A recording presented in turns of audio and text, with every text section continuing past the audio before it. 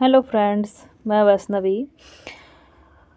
मैं आशा करती हूँ आप सभी अच्छे होंगे। और मैं जो भी कहानी, नाटक और उपन्यास पढ़ा चुकी हूँ वो क्लास आप मेरी देख चुके होंगे। अगर आपने नहीं देखा है तो अवश्य देखें। और साथ ही मैं ये बता दूँ कि अभी जो क्लास होगी मेरी वो कहानी के ऊपर ही है। भीष्म साहनी जी द्वारा लिखित कहानी जो है अमृतसर आ गया है, उसी कहानी को पढ़ना है अभी हमें। तो चलिए देखते हैं। पहले भीष्म साहनी का थोड़ा सा परिचय जान लें कि भीष्म साहनी का जन्म जो है वो 1915 ईस्वी में हुआ था और इनकी मृत्यु 2003 ईस्वी में हुई थी। ठीक है। और साथ ही इनकी जो अन्य कहानी है उनका क्रम भी बेहद इम्पोर्टेंट है। पहली कहानी है इनकी भाग्य रेखा, जो कि 1953 में आई थी। दूसरी कहानी है पहला पाठ, जो कि 1957 में आई थी। तीसरी है इनकी भटकती राख, जो कि 1966 में आई थी। उसके बाद है पटरियाँ, उसके बाद है वांगचू, उसके बाद है शोभा यात्रा और निशाचर पाली डायन। भीष्म साहनी का जो कहानी का क्रम है प्रकाशन वर्ष के साथ ध्यान में रखना बेहद ही ज़रूरी है, क्योंकि पहले भी एनटीए जो है यहाँ से प्रश्न बनाया हुआ है। और ऐसा नहीं है कि एक बार वो बना लिया है तो फिर यहाँ से क्वेश्चन नहीं बनेगा, ऐसा कुछ नहीं है। नेक्स्ट टाइम भी बन सकता है, तो इसलिए आप सभी इसे ध्यान में रखेंगे। कहानियों का क्रम विद प्रकाशन वर्ष के साथ। देखिए, अमृतसर आ गया है, इसमें क्या है तो भारत और पाकिस्तान का जो है वो विभाजन को दिखाया गया है। ठीक है, भारत पाकिस्तान का जो विभाजन हो रहा था वही इस कहानी का मेन जो आधार रहा है, वो भारत पाकिस्तान का विभाजन ही रहा है। जैसे मैं बता दूं कि उसने कहा था कहानी जो है वो प्रथम विश्व युद्ध की पृष्ठभूमि पर लिखा गया है। एक बार एनटीए पूछा हुआ था कि प्रथम विश्व युद्ध की पृष्ठभूमि पर लिखा गया कहानी निम्न में से कौन सा है, उसमें अमृतसर आ गया भी दिया था, क्योंकि इसमें भी विभाजन ही हुआ है। तो बच्चे को कंफ्यूज करने के लिए इस टाइप का ऑप्शन एनटीए देगा, तो आपको ध्यान में रखना है कि इसमें विभाजन हुआ है भारत और पाकिस्तान का। उसमें प्रथम विश्व युद्ध जो हुई थी उसके आधार पर वो कहानी लिखी गई है। ठीक है, तो अमृतसर आ गया है, इसका प्रकाशन वर्ष है 1973 और ये पटरियाँ कहानी संग्रह में संकलित है। और पटरियाँ कहानी संग्रह की अगर मैं बात करूँ तो इसमें कुल 14 कहानी संकलित हैं। और भीष्म साहनी जी का जन्म जो था वो 8 अगस्त 1915 को हुआ था। गाड़ी के डिब्बे में बहुत मुसाफिर नहीं थे। मेरे सामने वाली सीट पर बैठे सरदार जी देर से मुझे लाम के किस्से सुनाते रहे थे। वह लाम के दिनों में बर्मा की लड़ाई में भाग ले चुके थे और बात बात पर खीखी करके हंसते और गोरे फौजियों की खिल्ली उड़ाते रहे थे। डिब्बी में 3 पठान व्यापारी भी थे। ध्यान रखेंगे कि डिब्बे में कितने पठान व्यापारी थे, 3 पठान व्यापारी थे। उनमें से एक हरे रंग की पोशाक पहने ऊपर वाली बर्थ पर लेटा हुआ था। वह आदमी बड़ा हंसमुख था और बड़ी देर से मेरे साथ वाली सीट पर बैठे एक दुबले से बाबू के साथ उसका मजाक चल रहा था। वह दुबला बाबू पेशावर का रहने वाला जान पड़ता था। ध्यान रखेंगे कि दुबला बाबू जो है वो कहाँ का रहने वाला था, तो पेशावर का रहने वाला था। और क्योंकि किसी किसी वक्त वे आपस में पोस्तों में बातें करने लगते थे। मेरे सामने दाईं और कोने में एक बुढ़िया मुँह सी ढांपे बैठी थी। तो ध्यान रखेंगे दुबला बाबू कहाँ के रहने वाले थे, पेशावर के रहने वाले थे। और डिब्बे में कुल कितने पठान व्यापारी थे, तो 3 पठान व्यापारी थे। और ऊपर वाले बर्थ पर जो लेटा हुआ था उसकी पोशाक किस रंग की थी, तो हरे रंग की, ये भी ध्यान रखेंगे। और देर से माला जप रही थी। यही कुछ लोग रहे होंगे, संभव है 2-1 और मुसाफिर भी रहे हों, पर वे स्पष्टता मुझे याद नहीं। गाड़ी धीमी रफ्तार से चली जा रही थी और गाड़ी में बैठे मुसाफिर बतिया रहे थे और बाहर गेहूं के खेतों में हल्की हल्की लहरियां उठ रही थी। और मैं मन ही मन बड़ा खुश था, क्योंकि मैं दिल्ली में होने वाला स्वतंत्रता दिवस समारोह देखने जा रहा था। तो लेखक जो है वो कहाँ जा रहे थे, तो दिल्ली में होने वाला जो स्वतंत्रता दिवस समारोह था उसी में जा रहे थे, ये भी ध्यान रखेंगे। उन दिनों के बारे में सोचता हूँ तो लगता है कि हम किसी झुटपुटे में ही जी रहे हैं। शायद समय बीत जाने पर अतीत का सारा व्यापार ही झुटपुटे में बीता जान पड़ता है। ज्यों ज्यों भविष्य के पट खुलते जाते हैं यह झुटपुटा और भी गहराता चला जाता है। उन दिनों पाकिस्तान के बनाए जाने का ऐलान किया गया था और लोग तरह तरह के अनुमान लगाने लगे थे कि भविष्य में जीवन की रूपरेखा कैसी होगी, पर किसी की भी कल्पना बहुत दूर तक नहीं जा पाती थी। मेरे सामने बैठे सरदार जी बार बार मुझसे पूछ रहे थे कि पाकिस्तान बन जाने पर जिन्ना साहब बम्बई में ही रहेंगे या पाकिस्तान में जाकर बस जाएंगे। मतलब भारत का जो है वो विभाजन होने वाला है, ठीक है, और पाकिस्तान बन जाने का जो खुशी था, ठीक है। तो यहाँ पर ये चीज़ इसके मन में विचार आ रहा है कि जिन्ना साहब जो है वो पाकिस्तान बन जाने पर बम्बई में ही रहेंगे या पाकिस्तान में जाकर बस जाएंगे। और मेरा हर बार यही जवाब होता, बम्बई क्यों छोड़ेंगे, पाकिस्तान में आते जाते रहेंगे, बम्बई छोड़ देने में क्या तुक है। लाहौर और गुरदासपुर के बारे में भी अनुमान लगाए जा रहे थे कि कौन सा शहर किस और जाएगा। मतलब होता है ना कि विभाजन होने वाला है तो ये शहर इस साइड रहेगा, यानी भारत के साइड, भारत में ही रह जाएगा, या विभाजन के बाद ये पाकिस्तान में चला जाएगा। तो ऐसा इन लोगों के मन में विचार आ रहा था, ये लोग अनुमान लगा रहे थे। मिल बैठने के ढंग में, गपशप में, हंसी मजाक में कोई विशेष अंतर नहीं आया था। कुछ लोग अपने घर छोड़कर जा रहे थे जबकि अन्य लोग उनका मजाक उड़ा रहे थे। कोई नहीं जानता था कि कौन सा कदम ठीक होगा और कौन सा गलत। एक और पाकिस्तान बन जाने का जोश था तो दूसरी और हिंदुस्तान के आज़ाद हो जाने का जोश। ठीक है, इतना भी पंक्ति देकर पूछ सकता है कौन से कहानी की पंक्ति है। ध्यान रखेंगे कि अमृतसर आ गया है। जगह जगह दंगे भी हो रहे थे और योम ए आज़ादी की तैयारियां भी चल रही थी। इस पृष्ठभूमि में लगता देश आज़ाद हो जाने पर दंगे अपने आप बंद हो जाएंगे। वातावरण में इस झुटमुट में आज़ादी की सुनहरी धूल सी उड़ रही थी और साथ ही साथ अनिश्चय भी डोल रहा था। और इसी अनिश्चय की स्थिति में किसी किसी वक्त भावी रिश्तों की रूपरेखा झलक दे जाती थी। शायद जेहलम स्टेशन पीछे छूट चुका था। अब ऊपर वाली बर्थ पर बैठे पठान ने एक पोटली खोल ली और उसमें से उबला हुआ मांस और नान रोटी के टुकड़े को निकालकर अपने साथियों को देने लगा। फिर वह हंसी मजाक के बीच मेरी बगल में बैठे बाबू की और भी नान का टुकड़ा और मांस की बोटी बढ़ाकर खाने का आग्रह करने लगा था। तो यानी जेहलम स्टेशन सबसे पहले कौन सा स्टेशन आया, जेहलम स्टेशन। ध्यान रखेंगे 3-4 स्टेशन का भी इस कहानी में जिक्र हुआ है। एक बार एनटीए पूछा हुआ है 2023 वाले पेपर में, दिसंबर वाला पेपर था, हाँ, उसमें ये पूछा था कि गाड़ी जो है वो कौन से स्टेशन में ठहरी थी। वजीराबाद ऐसे करके दिया था, जेहलम है, हरवंशपुरा है, ऑप्शन ऐसे करके दिया हुआ था, पूछा हुआ। काले बाबू ताकत आएगी, आम जैसा हो जाएगा, बीबी तेरे साथ खुश रहेगी, काले दालकोर तू दाल खाता है इसलिए दुबला। यानी ये जो है ना, इसको मांस और नान जो रोटी है, ठीक है, क्या दे रहा है कि मांस की बोटी बढ़ाकर खाने का, हाँ, नान का टुकड़ा और मांस की बोटी बढ़ाकर खाने का आग्रह करने लगा था।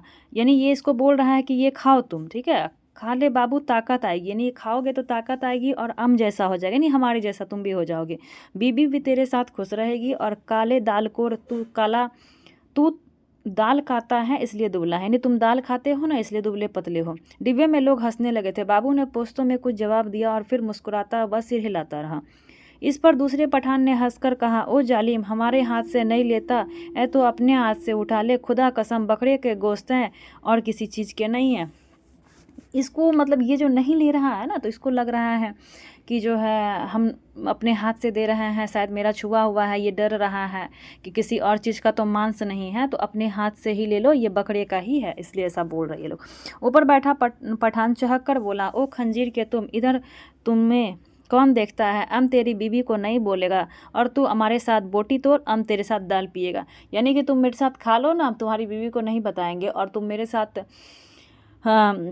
बोटी तोड़ और हम तेरे साथ दाल पिएंगे, यानी दोनों मिलजुल कर खाएंगे। इस पर कहा उठा, पर दुबला बाबू हंसता, फिर सिर हिलाता रहा, कभी कभी 2 शब्द पोस्तों में भी कह देता, और कितना बुरा बात है, आम खाता है और तू हमारा मुंह देखता है। सभी पठान मगन थे, यानी कहने लगा कि हम खा रहे हैं और तुम जो है मेरा मुंह देख रहा है। सभी पठान मगन थे। यह इसलिए नहीं लेता कि तुमने हाथ नहीं धोए, स्कूल का सरदार जी बोलते ही खी करने लगे। अधलेटी मुद्रा में बैठे सरदार जी की आधी तोंद सीट के नीचे लटक रही थी। तुम अभी सोकर उठे हो, उठते ही पोटली खोलकर खाने लग गए हो, इसलिए बाबूजी तुम्हारे हाथ से नहीं लेते। और कोई बात नहीं। और सरदार जी ने मेरी ओर देखकर आंख मारी और फिर खी करने लगे। मांस नहीं खाता है बाबू तो जाओ जनाना डब्बे में बैठो, इधर क्या करता है, फिर कहा उठा। यानी जो नहीं लिया ना तो बोल रहा है इसको कि तुम यहाँ क्या कर रहे हो, जाओ जनाना डब्बा में बैठ जाओ। डब्बे में और भी अनेक मुसाफिर थे, लेकिन पुराने मुसाफिर यही थे जो सफ़र शुरू होने में गाड़ी में बैठे थे।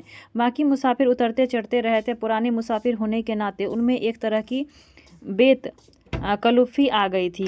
ओ इधर आकर बैठो, तुम हमारे साथ बैठो, आओ जालिम किस्सा खाने की बात करेंगे। तभी किसी स्टेशन पर गाड़ी रुकी थी और नए मुसाफिरों का रेला अंदर आ गया था। बहुत से मुसाफिर एक साथ अंदर घुसते चले आए थे। कौन सा स्टेशन है, किसी ने पूछा। वजीराबाद है शायद, मैंने बाहर की ओर देखकर कहा। गाड़ी वहाँ थोड़ी देर के लिए खड़ी रही। तो यही प्रश्न आंटी ये पूछा हुआ था कि कौन से स्टेशन में गाड़ी रुकी थी, तो वजीराबाद स्टेशन। ध्यान रखेंगे। पर छूटने से पहले एक छोटी सी घटना घटी। तो कौन से स्टेशन में एक छोटी सी घटना घटी थी वो भी ध्यान रखेंगे, वजीराबाद स्टेशन में ही। एक आदमी साथ वाले डिब्बे में से पानी लेने उतरा और नल पर जाकर पानी लोटे में भर रहा था। तभी वह भागकर अपने डिब्बे की ओर लौट आया। छलछलाते लोटे में से पानी गिर रहा था, लेकिन जिस ढंग से वह भागा था उसी ने बहुत कुछ बता दिया था। नल पर खड़े और नल पर खड़े और लोग भी 3-4 आदमी रहे होंगे, इधर उधर अपने अपने डिब्बे की ओर भाग गए थे। इस तरह घबराकर भागते लोगों को मैं देख चुका था। देखते ही देखते प्लेटफॉर्म खाली हो गया, मगर डिब्बे के अंदर अभी भी हंसी मजाक चल रहा था। कहीं कोई गड़बड़ है, मेरे पास बैठे दुबले बाबू ने कहा। कहीं कुछ था, लेकिन क्या था कोई भी स्पष्ट नहीं जानता था। मैं अनेक दंगे देख चुका था, इसलिए वातावरण में होने वाली छोटी सी तब्दील को भी भांप गया था। भागते व्यक्ति, खटाक से बंद होते दरवाजे, घरों की छतों पर खड़े लोग, चुप्पी और सन्नाटा सभी दंगों के चिन्ह थे। यानी ये अनुमान लगा गया कि दंगा होने वाला है। तभी पिछले दरवाजे की ओर से, जो प्लेटफॉर्म की ओर ना खुलकर दूसरी ओर खुलता था, हल्का सा शोर हुआ। कोई मुसाफिर अंदर घुसना चाह रहा था। कहाँ घुसा आ रहा है? नहीं है जगह, बोल दिया। जगह नहीं है, किसी ने कहा। बंद करो जी दरवाज़ा। यूं ही हाँ, यहाँ से भी 4-5 पंक्ति मिला करके एंटी दिया हुआ था और बोला कि इन पंक्तियों को क्रम से लगाइए। यानी कहानी में कौन पंक्ति पहले आई है, क्रम से लगाइए। उसमें ये पंक्ति भी था कि बंद करो जी दरवाज़ा, यूं ही मुंह उठाए घुसे आते हो। आवाज़ें आ रही थी। जितनी देर मुसाफिर डिब्बे के बाहर खड़ा अंदर आने की चेष्टा करते रहे, अंदर बैठे मुसाफिर उनका विरोध करते रहते।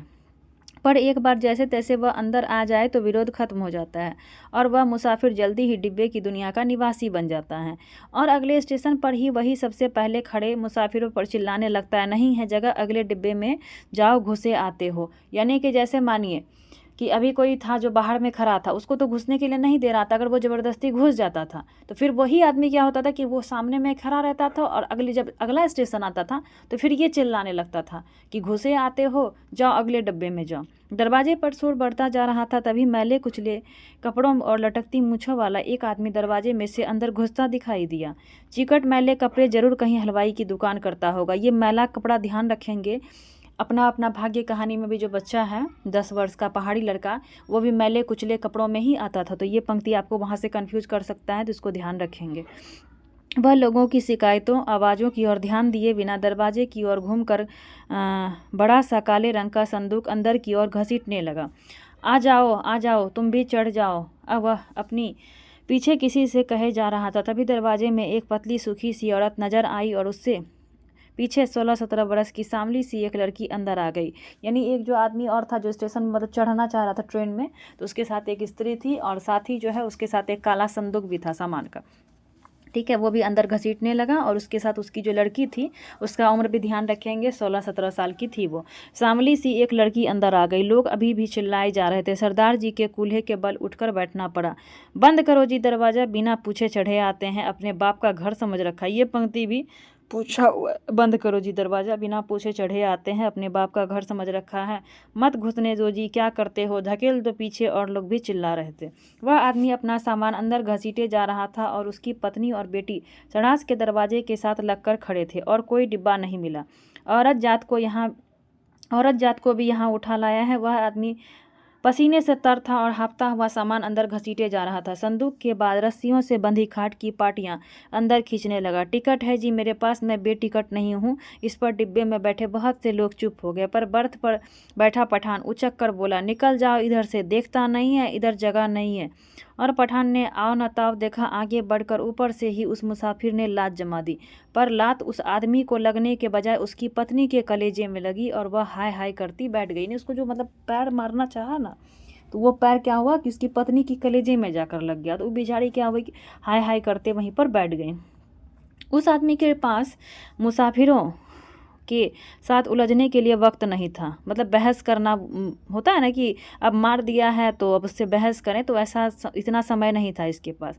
वह बराबर अपना सामान अंदर घसीटे जा रहा था, पर डिब्बे में मौन छा गया। खाट की पार्टियों के बाद बड़ी बड़ी गठरियाँ आई। इस पर ऊपर बैठे पठान की सहन क्षमता चूक गई। निकालो इसे, कौन है ये, वह चिल्लाया। इस पर दूसरे पठान ने, जो नीचे की सीट पर बैठा था, उस आदमी का संदूक दरवाजे में से नीचे धकेल दिया, जहां लाल वर्दी वाला एक कूली खड़ा सामान अंदर पहुंचा रहा था। उसकी पत्नी के चोट लगने पर कुछ मुसाफिर चुप हो गए थे। केवल कोने में बैठी बुढ़िया कलराई जा रही थी। ए नेक बख्तो, बैठने दो, आजा बेटी तू मेरे पास आजा, तेरे जैसे सफ़र काट लेंगे, छोड़ो बे जालिमो, बैठने दो। यानी बुढ़िया उसको मतलब बुला रही है कि आजा तुम मेरे साथ बैठ जाना। अभी आधा सामान ही अंदर आ पाया होगा जब सहसा गाड़ी सरकने लगी। छूट गया सामान, छूट गया। वह आदमी बदहवास सा होकर चिल्लाया, पिताजी सामान छूट गया। सड़ास के दरवाजे के पास खड़ी लड़की सिर से पांव तक काँप रही थी और चिल्लाई जा रही थी, उतरो, नीचे उतरो। वह आदमी हड़बड़ा कर चिल्लाया और आगे बढ़कर खाट की पाटियां और गठरियां बाहर फेंकते हुए दरवाजे का डंडहरा पकड़कर नीचे उतर गया। उसके पीछे उसकी व्याकुल बेटी और फिर उसकी पत्नी कलेजों को हाथों से दबाए हाय हाय करती नीचे उतर गई। यानी ये लोग जो चढ़ा था ना, अब ये लोग उतर गया यहाँ से। बहुत बुरा किया तुम लोगों ने, बुढ़िया ऊंचा ऊंचा बोल रही थी। ये पंक्ति भी था, हाँ, 2 पंक्ति ऊपर बताई मैं, ये पंक्ति भी था। बुढ़िया की पंक्ति है, क्या है कि तुम्हारे दिल में दर्द मर गया है, छोटी सी बच्ची उसके साथ थी, बेरहमो तुमने बहुत बुरा किया, धक्के देकर उतार दिया। गाड़ी सुने प्लेटफॉर्म को लांघती आगे बढ़ गई। डिब्बे में व्याकुल सी चुप्पी छा गई। बुढ़िया ने बोलना बंद कर दिया था। पठानों का विरोध कर पाने की हिम्मत न हुई। तभी मेरे बगल में बैठे दुबले बाबू ने मेरी बाजू पर हाथ रखकर कहा, आग है, देखो आग लगी है। गाड़ी प्लेटफॉर्म छोड़कर आगे निकल आई थी और शहर पीछे छूट रहा था। तभी शहर की ओर से उठते धुएं बादल और उनमें लपलपाती आग के शोले नजर आने लगे। दंगा हुआ है, स्टेशन पर भी लोग भाग रहे थे, कहीं दंगा हुआ है। शहर में आग लगी थी, बात डिब्बे भर के मुसाफिरों को पता चल गई और वे लपक लपक कर खिड़कियों में से आग का दृश्य देखने लगे। जब गाड़ी शहर छोड़कर आगे बढ़ी तो डिब्बे में सन्नाटा छा गया। मैंने घूमकर डिब्बे के अंदर देखा। दुबले बाबू का चेहरा पीला पड़ गया था और माथे पर पसीने की परत किसी मुर्दे के माथे की तरह चमक रही थी। मुझे लगा जैसे अपनी अपनी जगह बैठे सभी मुसाफिरों ने अपने आसपास बैठे लोगों का जायजा ले लिया है। सरदार जी उठकर मेरी सीट पर आ बैठे। नीचे वाली सीट पर बैठा पठान उठा और अपने 2 साथी पठानों के साथ ऊपर वाली बर्थ पर चढ़ गया। यही क्रिया शायद रेलगाड़ी में अन्य डिब्बों में भी चल रही थी। डिब्बे में तनाव आ गया, लोगों ने बतियाना बंद कर दिया। तीनों के तीनों पठान ऊपर वाली बर्थ पर एक साथ बैठे चुपचाप नीचे की ओर देखे जा रहे थे। सभी मुसाफिरों की आंखें पहले से ज़्यादा खुली खुली, ज़्यादा संकित सी लगी। यही स्थिति संभवतः गाड़ी के सभी डिब्बों में व्याप्त थी। कौन सा स्टेशन था यह? डिब्बे में किसी ने पूछा। वजीराबाद, किसी ने उत्तर दिया। तो दंगे कहाँ पर हुए थे, कौन से स्टेशन में? वजीराबाद में, ध्यान रखेंगे। जवाब मिलने पर डिब्बे में एक और प्रतिक्रिया हुई। पठानों के मन का तनाव फौरन ढीला पड़ गया, जबकि हिंदू सिख मुसाफिरों की चुप्पी और ज़्यादा गहरी हो गई। एक पठान ने अपनी वास्केट की जेब में से नस्वार की डिबिया निकाली और नाक में नस्वार चढ़ाने लगा। अन्य पठान भी अपनी अपनी डिबिया निकाल कर नस्वार चढ़ाने लगे। बुढ़िया बराबर माला जपे जा रही थी। किसी किसी वक्त उससे बुदबुदाते होठ नजर आते, लगता उनमें से कोई खोखली सी आवाज़ निकल रही है। अगले स्टेशन पर जब गाड़ी रुकी तो वहाँ भी सन्नाटा था। कोई परिंदा तक नहीं फड़क रहा था। हाँ, एक भिश्ती पीठ पर पानी की मस्कल लादे प्लेटफॉर्म लांघ कर आया और मुसाफिरों को पानी पिलाने लगा। लो, पियो पानी, पियो पानी। औरतों के डिब्बे में से औरतें और बच्चे हाथ बाहर निकाल आए थे। बहुत मार काट हुई है, बहुत लोग मरे हैं। लगता था वह इस बार मार काट में अकेला पुण्य कमाने चला आया है। यानी दंगा हुआ था, बहुत मतलब काट मार भी हुआ था, लेकिन ये भिश्ती जो है आकर क्या कर रहा था, सबको पानी पिला रहा था। तो इसलिए इसी के बारे में बोला गया है कि ये अकेला जो है पुण्य कमाने चला आया है। गाड़ी सरकी और सहसा खिड़कियों के पल्ले चढ़ाए जाने लगे। दूर दूर तक पहियों की गड़गड़ाहट के साथ खिड़कियों के पल्ले चढ़ाने की आवाज़ आने लगी। किसी अज्ञात आशंकावश दुबला बाबू मेरे पास वाली सीट पर से उठा और 2 सीटों के बीच फर्श पर लेट गया। उसका चेहरा अभी भी मुर्दे जैसा पीला हो रहा था। इस पर बर्थ पर बैठा पठान उसकी ठिठोली करने लगा। ओह बेगैरत, तुम मर्द है कि औरत, इस सीट से उठ कर नीचे लेटता है, तुम मर्द के नाम को बदनाम करता है। वह बोल रहा था। ये पठान की पंक्ति थी। ओह बेगैरत, तुम मर्द है कि औरत, सीट पर से उठकर नीचे लेटता है, तुम मर्द के नाम को बदनाम करता है। वह बोल रहा था और बार बार हंसे जा रहा था, क्योंकि ये क्या किया, अपने सीट से उठ करके नीचे लेट गया। इसको ये लगा कि दंगा होगा तो खिड़की से अगर कुछ भी फेंका जाएगा तो मतलब मुझे तो नहीं लगेगा ना, तो इसलिए जब मतलब फर्श पे लेट गया था। वह बोल रहा था। इस पर बर्थ पर बैठा पठान की पंक्ति है कि उसकी ठिठोली करने लगा। ओ बेगैरत, तुम मर्द है कि औरत, सीट से उठकर नीचे लेटता है, तुम मर्द के नाम को बदनाम करता है। वो बोल रहा था और बार बार हंसे जा रहा था। फिर वह उससे पोस्तों में कुछ कहने लगा। बाबू चुप बना लेटा रहा। अन्य सभी मुसाफिर चुप थे। डिब्बे का वातावरण बोझिल बना हुआ था। ऐसे आदमी को हम डिब्बे में नहीं बैठने देगा। ओ बाबू, अगले स्टेशन पर उतर जाओ और जनाना डब्बे में बैठो। ये जो नीचे लेट गया ना, तो बोलता है कि ऐसे आदमी को हम डिब्बे में बैठने नहीं देगा, तुम जननी डिब्बे में बैठो। मगर बाबू की हाजिर जवाबी अपने कंठ में सूख चली थी।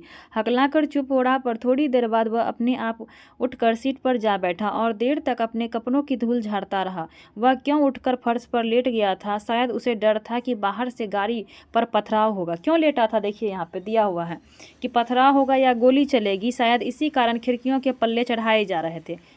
तो इसलिए ये क्या किया, खिड़की के पास भी ना बैठकर नीचे लेट गया। कुछ भी कहना कठिन था। मुमकिन है किसी एक मुसाफिर ने किसी कारण से खिड़की का पल्ला चढ़ाया हो। उसकी देखा देखी बिना सोचे समझे धड़ाधड़ खिड़कियों के पल्ले चढ़ाए जाने लगे थे।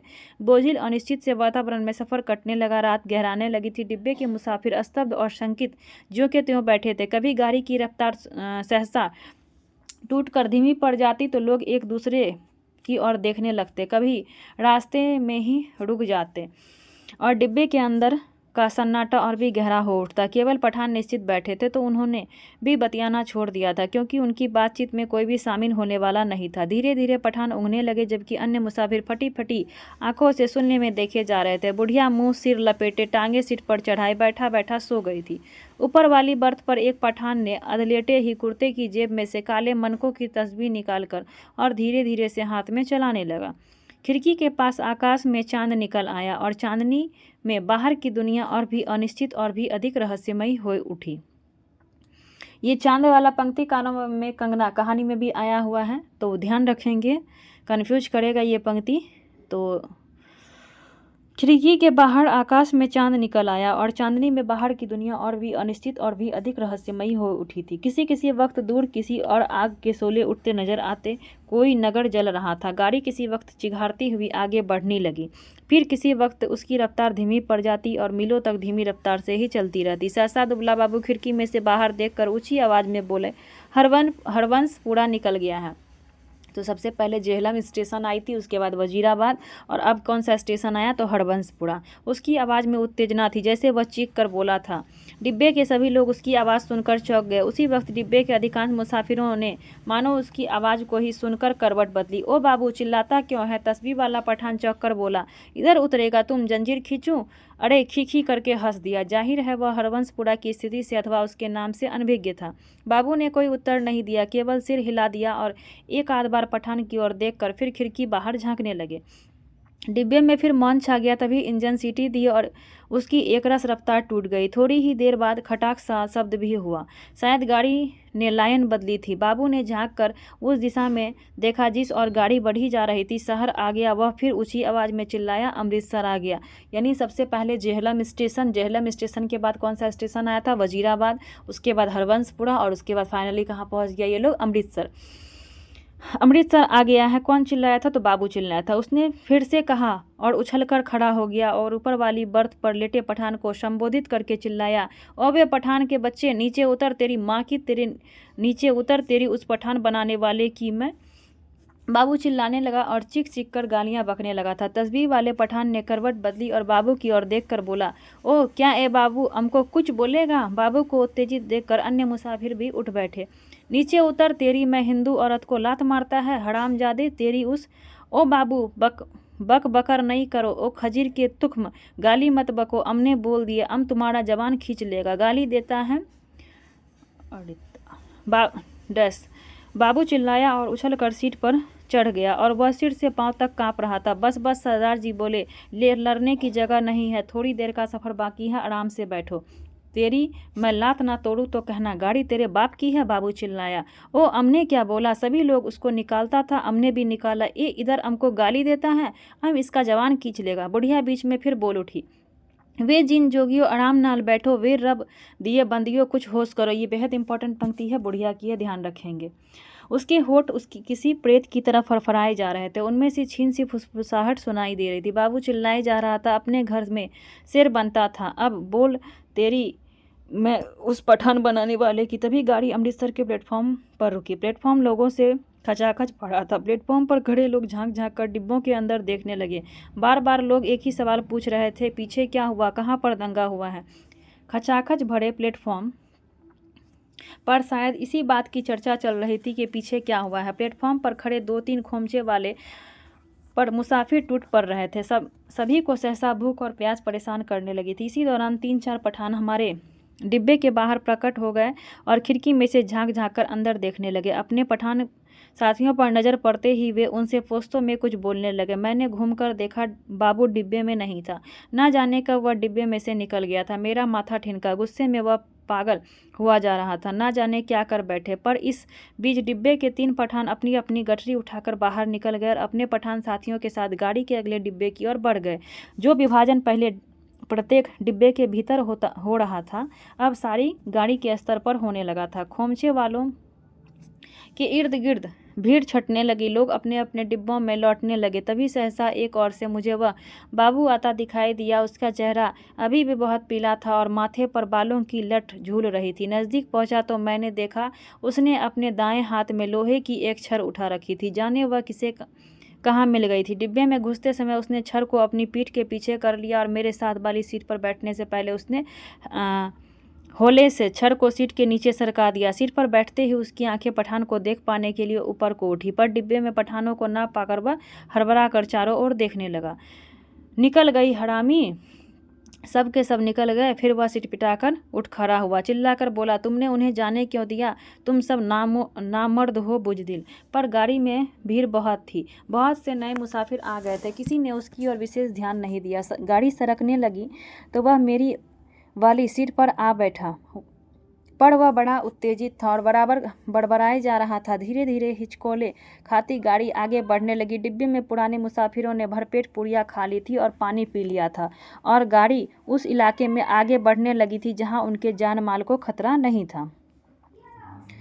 नए मुसाफिर बतिया रहे थे। धीरे धीरे गाड़ी की समतल गति से चलने लगी थी। कुछ ही देर बाद लोग ऊँघने भी लगे थे, मगर बाबू अभी भी फटी फटी आंखों से सामने की ओर देखे जा रहा था। बार बार मुझसे पूछता कि पठान डिब्बे में से निकलकर किस ओर को गए हैं। उसके सिर पर जुनून सवार था। गाड़ी के हिचकोले में मैं खुद ऊँघने लगा था। डिब्बे में लेट पाने की जगह नहीं थे। बैठे बैठे ही नींद में मेरा सिर कभी एक और लुढ़क जाता, कभी दूसरी ओर। किसी किसी वक्त झटके से मेरी नींद टूटती और मुझे सामने की सीट पर अस्त व्यस्त से पड़े सरदार जी की खर्राटे सुनाई देते। अमृतसर पहुंचने के बाद सरदार जी फिर से सामने वाली सीट पर टांगे पसार कर लेट गए थे। डिब्बे में तरह तरह की आड़ी तिरछी मुद्राओं में मुसाफिर पड़े थे। उनकी विभत्स मुद्राओं को देखकर लगता डिब्बा लाशों से भरा है। पास बैठे बाबू पर नजर पड़ती तो कभी तो वह खिड़की के बाहर मुंह किए देख रहा होता, कभी दीवार पर पीठ लगाए तनकर बैठा नजर आता। किसी किसी वक्त गाड़ी किसी स्टेशन पर रुकती तो पहियों की गड़गड़ाहट बंद होने पर निस्तब्धता सी छा जाती। तभी लगता जैसे प्लेटफॉर्म पर कुछ गिरा है या जैसे कोई मुसाफिर गाड़ी में उतरा है और मैं झटके से उठकर बैठ जाता। इसी तरह जब एक बार मेरी नींद टूटी तो गाड़ी की रफ्तार धीमी पड़ गई थी और डिब्बे में अंधेरा था। मैंने उसी तरह अधलेटे खिड़की में से बाहर देखा। दूर पीछे की ओर किसी स्टेशन से सिग्नल के लाल कुएं चमक रहे थे। स्पष्टतः गाड़ी कोई स्टेशन लांघ कर आई थी, पर अभी तक उसने रफ्तार नहीं पकड़ी थी। डिब्बे के बाहर मुझे धीमे से अस्फुट स्वर सुनाई दिए। दूर ही एक धूमिल सा काला पुंज नजर आया। नींद की खुमारी में मेरी आंखें कुछ देर तक उस पर लगी रही। फिर मैंने उसे समझ पाने का विचार छोड़ दिया। डब्बे के अंदर अंधेरा था, बत्तियां बुझी हुई थी, लेकिन बाहर लगता था पौ फटने वाली है। मेरी पीठ पीछे डिब्बे के बाहर किसी चीज को खरोचने की सी आवाज आई। मैंने दरवाजे की ओर घूमकर देखा। डिब्बे का दरवाजा बंद था। मुझे फिर से दरवाजा खरोचने की आवाज सुनाई दी। फिर मैंने साफ साफ सुना लाठी से कोई डिब्बे का दरवाजा पटपटा रहा था। मैंने झांककर खिड़की के बाहर देखा। सचमुच एक आदमी डिब्बे की 2 सीढ़ियां चढ़ आया था। उसके कंधे पर एक गठरी झूल रही थी और हाथ में लाठी थी। उसने बदरंग से कपड़े पहन रखे थे और उसके दाढ़ी भी थे। फिर मेरी नज़र बाहर नीचे की ओर आ गई। गाड़ी के साथ साथ एक औरत भागती चली आ रही थी, नंगे पांव, और उसके 2 गठरियां उठा रखी थी। बोझ के कारण उससे दौड़ा नहीं जा रहा था। डिब्बे के पायदान पर खड़ा आदमी बार बार उसकी ओर मुड़ कर देख रहा था और हाँफता हुआ कहे जा रहा था, आजा आजा, तू भी चढ़, आजा आजा। दरवाजे पर फिर से लाठी पटपटाने की आवाज़ आई। खोलो जी दरवाज़ा, खुदा के वास्ते खोलो दरवाज़ा। ये पंक्ति भी पूछा है। वह आदमी हाँफ रहा था, खुदा के लिए दरवाज़ा खोलो, मेरे साथ में औरत जात है, गाड़ी निकल जाएगी। मैंने देखा बाबू हड़बड़ा कर उठ खड़ा हुआ और दरवाजे का पास जाकर दरवाजे में लगी खिड़की में से मुंह बाहर निकाल कर बोला, कौन है, इधर जगह नहीं है। बाहर खड़ा आदमी फिर गिड़गिड़ाने लगा, खुदा के वास्ते दरवाज़ा खोलो, गाड़ी निकल जाएगी। और वह आदमी खिड़की में से अपना हाथ अंदर डाल कर दरवाज़ा खोल पाने के लिए सिटकनी टटोलने लगा। नहीं है जगह, बोल दिया, उतर जाओ गाड़ी पर से, बाबू चिल्लाया और उसी क्षण लपक कर दरवाज़ा खोल दिया। या अल्लाह, उस आदमी के अस्फुट से शब्द सुनाई दिए। दरवाज़ा खुलने पर जैसे उसने इत्मीनान से सांस ली हो, और उसी वक्त मैंने बाबू के हाथ में छर चमकते देखा। एक ही भरपूर वार बाबू ने उस मुसाफिर के सिर पर किया था। मैं देखते ही डर गया और मेरी टांगें लरज गई। मुझे लगा जैसे छर के वार का उस आदमी पर कोई असर नहीं हुआ। उसके दोनों हाथ अभी भी जोर से डंडहरे को पकड़े हुए थे। कंधे पर से लटकती गठरी खिसट कर उसकी कोहनी पर आ गई थी। तभी सहसा उसके चेहरे पर लहू की 2-3 धारें एक साथ फूट पड़ी। मुझे उसके खुले होठ और चमकते दांत नजर आए। वह एक बार या अल्लाह बुदबुदाया, फिर उसके पैर लड़खड़ा गए। उसकी आंखों ने बाबू की ओर देखा, अधमुखी सी आंखें जो धीरे धीरे सिकुड़ती जा रही थी, मानो उसे पहचानने की कोशिश कर रही हूँ कि वह कौन है और उससे किस अदावत का बदला ले रहा है। इसी बीच अंधेरा कुछ और छन गया था। उसके होठ फिर से फड़फड़ाए और उनमें सफ़ेद दांत से झलक उठे। मुझे लगा जैसे वह मुस्कुराया है, पर वास्तव में केवल क्षय के ही कारण होठों में बल पड़ने लगे थे। नीचे पटरी के साथ साथ भागती औरत बड़बड़ाए और कोसे जा रही थी। उसे अभी भी मालूम नहीं हो पाया था कि क्या हुआ है। वह अभी भी शायद यह समझ रही थी कि गठरी के कारण उसका पति गाड़ी पर ठीक तरह से चढ़ नहीं पा रहा है, कि उसका पैर जम नहीं पा रहा है। वह गाड़ी के साथ साथ भागती हुई अपनी 2 गठरियों के बावजूद अपने पति के पैर पकड़ पकड़ कर सीढ़ी पर टिकाने की कोशिश कर रही थी। तभी सहसा डंडहरे से उस आदमी के दोनों हाथ छूट गए और वह कटे पैर की भांति नीचे जा गिरा। और उसके गिरते ही औरत ने भागना बंद कर दिया, मानो दोनों का सफ़र एक साथ ही खत्म हो गया हो। बाबू अभी भी मेरे निकट डिब्बे के खुले दरवाजे में बुत का बुत बना खड़ा था। लोहे की छड़ अभी भी उसके हाथ में थी। मुझे लगा जैसे वह छड़ को फेंक देना चाहता है, लेकिन उसे फेंक नहीं पा रहा। उसका हाथ जैसे उठ नहीं रहा था। मेरी सांस अभी भी फूली हुई थी और डिब्बे के अंधियारे कोने में मैं खिड़की के साथ सट कर बैठा उसकी ओर देखे जा रहा था। फिर वह आदमी खड़े खड़े हिला। किसी अज्ञात प्रेरणावश वह एक कदम आगे बढ़ गया और दरवाजे में से बाहर पीछे की ओर देखने लगा। गाड़ी आगे निकलती जा रही थी। दूर पटरी के किनारे अंधियारा पुंज सा नजर आ रहा था। बाबू का शरीर हरकत में आया। एक झटके में उसने छड़ को डिब्बे के बाहर फेंक दिया, फिर घूमकर डिब्बे के अंदर दाएं बाएं देखने लगा। सभी मुसाफिर सोए पड़े थे। मेरी और उसकी नज़र नहीं उठी। थोड़ी देर तक वह खड़ा डोलता रहा, फिर उसने घूमकर दरवाज़ा बंद कर दिया। उसने ध्यान से अपने कपड़ों की ओर देखा, अपने दोनों हाथों की ओर देखा, फिर एक एक करके अपने दोनों हाथों को नाक के पास ले जाकर उन्हें सूंघा, जानना चाहता कि उसके हाथ में खून की बू तो नहीं आ रही है। फिर वह दबे पांव चलता हुआ आया और मेरी बगल वाली सीट पर बैठ गया। धीरे धीरे झुरपुटा छटने लगा और दिन खुलने लगा। साफ सुथरी सी रोशनी चारों ओर फैलने लगी। किसी ने जंजीर खींचकर गाड़ी को खड़ा नहीं किया था। छड़ खाकर गिरी उसकी देह मीलों पीछे छूट चुकी थी। सामने गेहूं के खेतों में फिर से हल्की हल्की लहरियां उठने लगी थी। सरदार जी बदन खुजलाते उठ बैठे। मेरे बगल में बैठा बाबू दोनों हाथ सिर पर से पीछे सामने की ओर देखे जा रहा था। रात भर में उसके चेहरे पर दाढ़ी के छोटे छोटे बाल उगाए थे।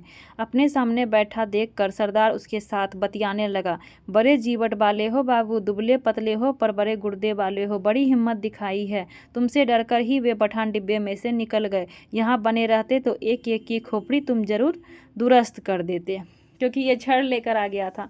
और सरदार जी हंसने लगे। बाबू जवाब में मुस्कुराया, एक विभत्स सी मुस्कान, और देर तक सरदार जी के चेहरे की ओर देखता रहा। यहाँ पर हमारी कहानी समाप्त हो गई है और इससे संबंधित जो भी इम्पोर्टेंट पंक्तियाँ थी वो मैं लेकर आई हूँ। देखिए, अमृतसर आ गया है। इसका प्रकाशन वर्ष है 1971 या 73, दोनों सही है, और भीष्म साहनी जी द्वारा लिखित है।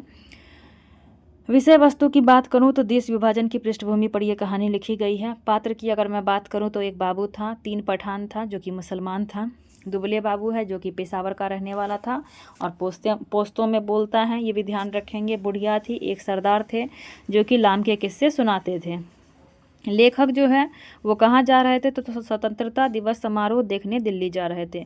जेहलम स्टेशन का जिक्र हुआ है। वजीराबाद में गाड़ी रुकी थी और साथ ही छोटी सी घटना भी वजीराबाद में ही घटी थी। उसके बाद हरबंसपुरा स्टेशन था और उसके बाद अमृतसर था। दरवाजे पर शोर बढ़ता जा रहा था, तभी मैले कुचले कपड़ों और लटकती मूंछों वाला एक आदमी दरवाजे में से घुसता हुआ दिखाई दिया। चिकट मैले कपड़े, जरूर कहीं हलवाई की दुकान करता होगा। काले रंग की संदूक घसीटकर अंदर लाया था, ये भी ध्यान रखेंगे। और उसके साथ जो लड़की थी उसकी उम्र कितनी थी?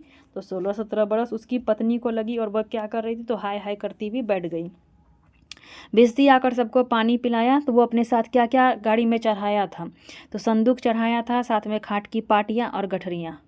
दुबला बाबू बोला, हरबंसपुरा स्टेशन है। दाएं हाथ में लोहे की छड़ उठा ली थी। खून की बू तो नहीं आ रही है? दुबले बाबू के लिए है, मतलब कि वो जो मतलब छड़ उठाया था ना, तो मतलब मार दिया था ना, तो उसको लगा कि जो है ना खून का गंध तो नहीं आ रहा है, तो इसी डर से क्या करता है, वो अपने हाथों को अपने नाकों तक ले जाकर सूंघता है। तो यहाँ पर हमारी कहानी समाप्त हो गई और इससे संबंधित जो भी इम्पोर्टेंट पंक्तियाँ थी वो भी बता दी। और आप सभी कहानी का प्रिंट आउट करवा लें और जहाँ जहाँ मैं हाईलाइट की हूँ वो सभी पंक्तियों को आप खुद से हाईलाइट कर लें और साथ ही इसका मल्टीपल टाइम रिवीजन करें। इससे क्या होगा कि आपकी पकड़ अच्छी बनेगी, क्योंकि पंक्तियाँ जो है वो बीच बीच से ही एनटीए उठाकर पूछता है, तो वहाँ मुश्किल हो जाएगा। अगर आप खुद से तैयार नहीं करेंगे, हाईलाइट करके नहीं रखेंगे और सोचेंगे कि एक बार पढ़कर बस छोड़ देते हैं, तो नहीं निकलने वाली है ये परीक्षाएं। ये परीक्षाएं हैं कि जितनी गहराई में आप पढ़ सकते हैं चीज़ों को पढ़िए, क्योंकि इस बार भी जो कहानी में ये प्रश्न पूछा है,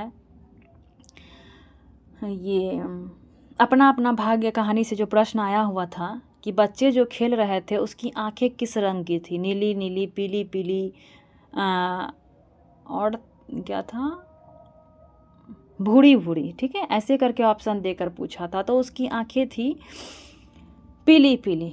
ठीक है, तो बहुत बच्चे ऐसे थे जो कि गलती किए इन प्रश्नों में, तो इसलिए मैं आप सभी को बता दूं कि बहुत ही बारीकी से पढ़ना है, ताकि ये एग्ज़ाम में अगर कोई भी प्रश्न कहानी से पूछे, नाटक से पूछे, निबंध से पूछे, तो हमारी गलत ना हो। इसलिए मैं आप लोगों से बस इतना ही कहना चाहूँगी कि आप सभी सारी कहानियों का जो भी प्रिंट आउट है उसको निकाल लें और साथ ही हाईलाइट कर लें, उसका मल्टीपल टाइम रिवीजन कीजिए खुद से। ठीक है, धन्यवाद।